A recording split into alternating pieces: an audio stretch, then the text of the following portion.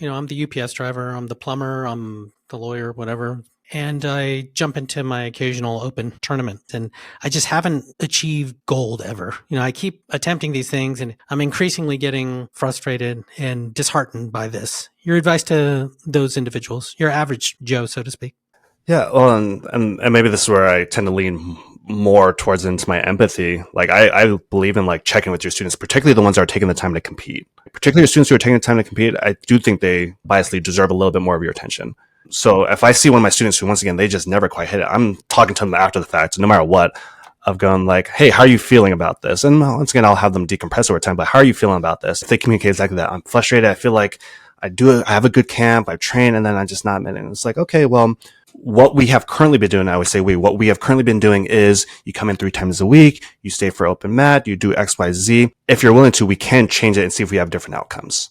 But I kind of put it on them, but I use it in the term of we like, here's what we are currently doing, and we're not getting the outcome that you seem to really want. If you want a different outcome, we may have to change what we're doing. Are you open to exploring what that would mean? Is that private? Is that an additional class a week? And if you go, honestly, and we once again would talk it out and you go, honestly, I'm not able to swing that. It's like, okay, well then we have to start having a conversation of, hey, sometimes it's the luck of the draw of you just being a bad matchup for people. Or also it's being able to go, hey, well, you are going to, once again, if you keep going, you're going to sooner or later win. But with the current schedule or system that you have in place, the likelihood that this is going to be your outcome increases. But we can try different options, right? Last time I don't know, we focused a lot on your wrestling because you felt like that was your weakness.